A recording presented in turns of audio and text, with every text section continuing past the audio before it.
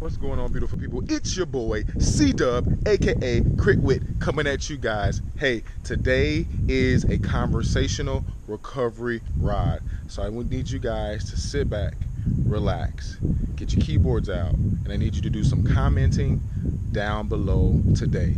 Let's get it in with your boy C-Dub. Peace. What's going on, beautiful people? It's your boy C-Dub, trying a different view, trying a different perspective out today. Hey, today is a recovery ride, and of course with that recovery ride, my goal is to keep my heart rate lower than 135. But the additional goal for today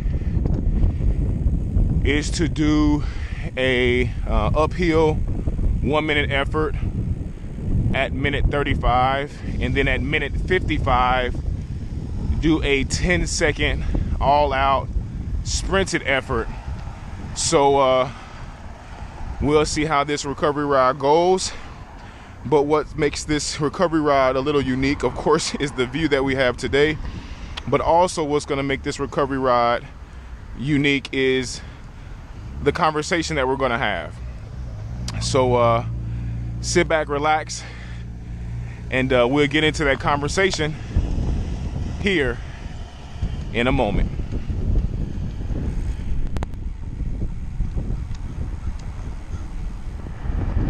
And I wanted to tell you my story as to how I got into cycling. And so that's what I present to you today on this conversational recovery. You know, my question to you is, how did you get into cycling? And I'm looking forward to reading the comments down below on how you specifically got into cycling. I know some probably got into cycling because they had an injury from a past sport or whatever, and they could no longer do that sport, so they still wanted to live an active and or competitive lifestyle, so they got into cycling. For me, it's a little different. I grew up in Kansas City, Missouri, and I played football pretty much all of my childhood. All of my childhood playing football, and I left college in my sophomore year. Don't talk about me, y'all, with a 1.25 GPA. I was doing too much drinking and stinking at the time. But I left college, academic suspension, and my 2-year suspension was up in 2002, and I wasn't for sure if I wanted to go back to college to waste any money. So the one entity that I had always negatively spoke about was the military. I end up going into the military. So with all that being said, I didn't have a hobby. You know, I would go to church and be with the family, and that was pretty much it. Go to work, church, family. That repetitively. And nothing's wrong with that. But being an athlete, I wanted a hobby. I wanted to do something, you know? And I hope that some of you guys and gals can relate to that. So I started looking for hobbies while I was in Gulfport, Mississippi. And while I was in Gulfport, Mississippi, I came across all-terrain vehicles, ATVs, fishing, to include buying a boat. I got into getting my permit to ride a motorcycle, and the motorcycle is probably more my speed. You know, something that I really could see myself flossing in, you know, being lit, you know, going hard as a mother sucker, you know. But a good friend of ours at the church had he had died from a motorcycle accident. So that kind of killed my mojo with riding a motorcycle. You know, my wife, her uncle had died on a motorcycle accident. So for her just allowing me to entertain the thought and go forth with getting my permit, my then almost my license, before even purchasing my first motorcycle, it was devastating when a friend of ours had died on impact on Pass Road in Gulfport, Mississippi.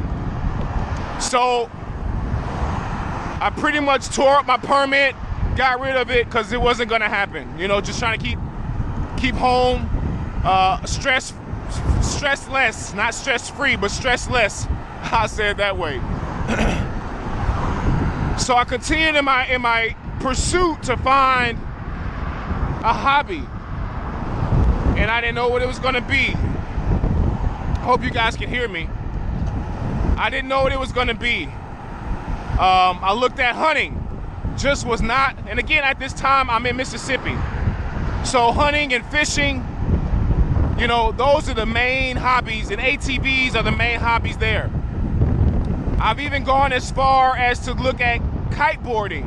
You know, I thought about kiteboarding, but kiteboarding, even to just get started, was extremely expensive just for a starter kit. So I was like, that's not gonna happen. And then with me being military, CB to be exact, I wasn't sure if I was gonna be stationed by water in my, you know, my years of service. At the time, I was I was before 10 at the time of all this research. So I wasn't sure where I was gonna get deployed or get transferred to for shore duty. I wasn't sure of all of that. So I was like, kiteboarding is not gonna work. Thereafter, I had a deployment. And that deployment took me to Fallujah, Iraq. And I was in Fallujah, Iraq for probably about 6.5, 7 months. And while I was there in Fallujah, I was in the MWR, which stands for Morale, Welfare, and Recreation. I was in our MWR tent, and I picked up this magazine. And it was a bicycling magazine. Not sure if it was bicycling magazine itself, but it was it was a bicycling magazine. And I looked at it, I looked at the bikes, looking at the wheels, the rims, looking at everything, the saddles. And I was like, man, that looks pretty cool because all the bikes look really neat. But there was one problem. And the problem was the saddle. Well, what do I mean? As a man, we have things in between our legs, as you all would know. And that was my problem. You know, looking at this magazine, never had riding those type of saddles before. At that time, those seats, I was like, I can't ride that. That's gonna hurt my, my man parts. So I closed that book and I went on with my deployment. Shortly thereafter, I was back home in Mississippi, finished off a great deployment, did probably over 75 missions. We were hit by an IED, everybody made it out safely, and it was time for me to rotate, or transfer in other words. And as I mentioned before, I wasn't sure where I was gonna go. So I ended up getting orders to Maryland, Washington, D.C., Virginia, in that DMV area, the District of Columbia, Maryland, and Virginia. So I was in that area, and lo and behold, guess what I saw everywhere? I saw cyclists. I saw cyclists everywhere. And my eyes became open. And it reminded me of when I was in Fallujah, and it reminded me of those saddles. And so I was like, you know what? I see all these people riding bikes. I see all these fit people doing these great things. I said, you know what? I'm gonna give it a try. Talk with my wife, and she was like, if that's what you wanna do, get you a bike. October 2009, I purchased the bike that I'm riding right now from bikesdirect.com. I'll leave the link down below for some of you guys. But I bought this Dawes Lightning and I started riding. And of course, the more I got familiar with cycling, you know, went from shorts and t-shirts to shorts with cycling shorts, with t-shirt, to the full kit and caboodle as a process, to then I eventually started really loving cycling more and more. And one day in Maryland, I was out riding, and I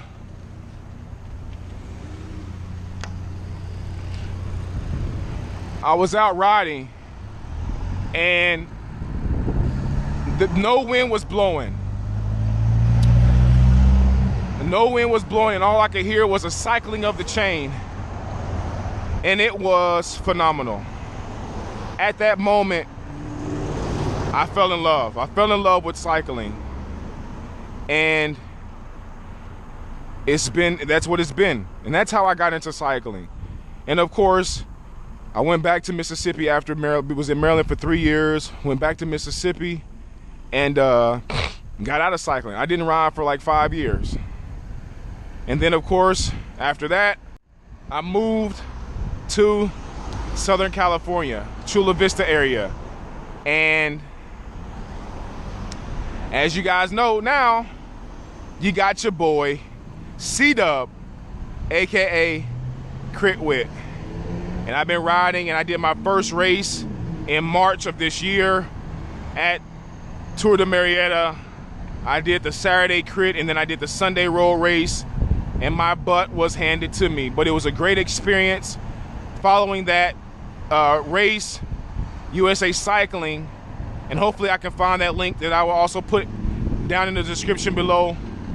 USA Cycling did a video on Ya Boi, and that was the wave that I'm currently riding right now. Trying to make this into something. Trying to make this Whit into something. Merch, YouTube channel, eventually kits, and the sky is the limit. So that's enough about me. So guys and gals of the Whit Nation, the Whit Road Runners, the Whit family, do me a favor. I know it may be a book, and I'm okay with that, but down below in the comment section, even if you want to give me the short version, a couple of words, let your boy know how you guys got into cycling. And I'm totally looking forward to your comments. I'm looking forward to how you guys got into cycling. So again, thank you guys for watching this video. Please comment, like, subscribe, and share on to the next one. Your boy, C-Dub. Peace.